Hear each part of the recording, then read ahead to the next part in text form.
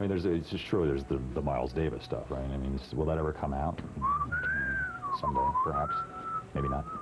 Let's not talk about that. So far, so pleased.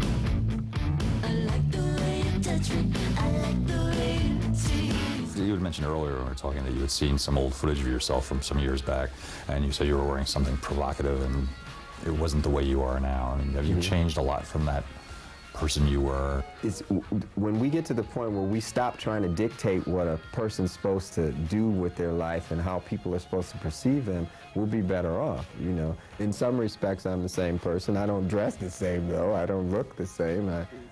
I did that for a specific reason. That night is not indicative of, you know, where I am right now. I mean, do you still have those little outfits in a closet somewhere? Now, what do you want to know? Ain't you got a woman? What you want? What you need to know all that stuff for? Just wondering in a historical sense. Oh, okay, all right.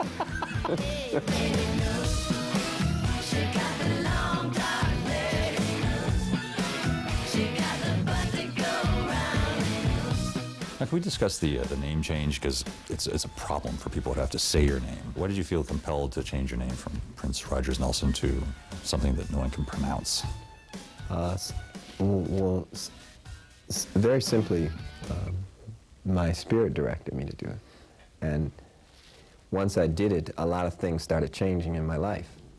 Why do you suppose that was? Why do I suppose that was? Well, one thing is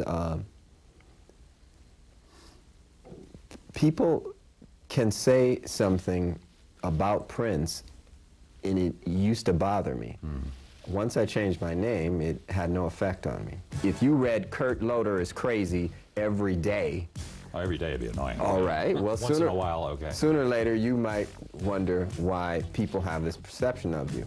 All right. Now, if you change your name to Malik, then but Malik I can pronounce, but you've changed it to a symbol that can't be pronounced. It's very difficult for people to have to. It's very difficult for people to say he's crazy, isn't it?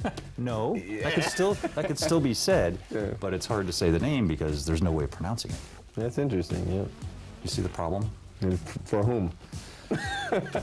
I'm doing real good. Everything's all cool. What if I changed my name to just a little circle with an arrow through it? My brother, any way that I could use my brain to come up with a way to make you happy and respect you, I'm going to do that. But I mean, let's say you're in the business. I don't want to belabor this. But you don't?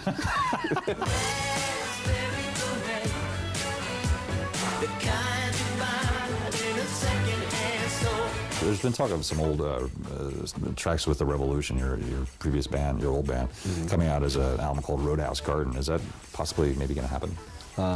We did 3 tracks for the record, meaning I went in and finished them, and then I put Roadhouse Garden on the back burner. So right now it's nothing's really happening with it. You've remained here in Minneapolis. I mean, what is it about Minneapolis? Is it just because you've grown up here and it is home? Or? I find the people here are very loving. They are open to change. I've always been able to break new music here. We played Purple Rain here before it was even on a record. I saw Anita Frankel here recently. She said, I'd like to do a new song. The whole place went to a hush. The whole place. You know, to get that to happen in Woodstock would have been a miracle. Yeah, I was there, and we don't want to talk about that event. But I must say, though, to see you running for your life, getting pelted with stuff, warmed my heart. We played in Tokyo once, and we gave tambourines away and put them on the seats, first 100 seats in the venue. After we finished playing, these kids put the tambourines back on the seats and walked single file out of there, no problems. They left the tambourines because nobody told them that the tambourines belonged to them. Now, there's something in them that's not in our children that we really need to address, because we're looking at the future when we see the burnings. You know, when we see brothers getting dragged in trucks down streets and, to their death, you know, we're looking at the future. And either we can get in here now and fix that and do the best we can to help God fix it, or we can, punch the clock in. Now, if we went in your vaults, I bet they're substantial. What would we find in there? Some amazing jazz work. You'd find the best, most heady tracks that the Revolution recorded, the ones that we thought were too far gone back in the 80s. You'd find the more psychedelic rock version of the time. You'd find the really erotic Prince. Really? The really erotic sensual Prince. You'd find the future. What's going to happen to all this stuff? I mean, I'm glad it's in a vault somewhere and Well, it's not deteriorating, but will it ever come out? Oh yes, I'll give it away. I'm not going nowhere. I'll be right here.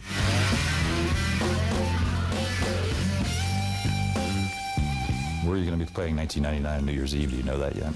Well, this year I've just spent reflecting on my life and work and loves, and I've just been sort of preparing for a big party, but I've always answered the question just by saying hopefully I'll be in the light.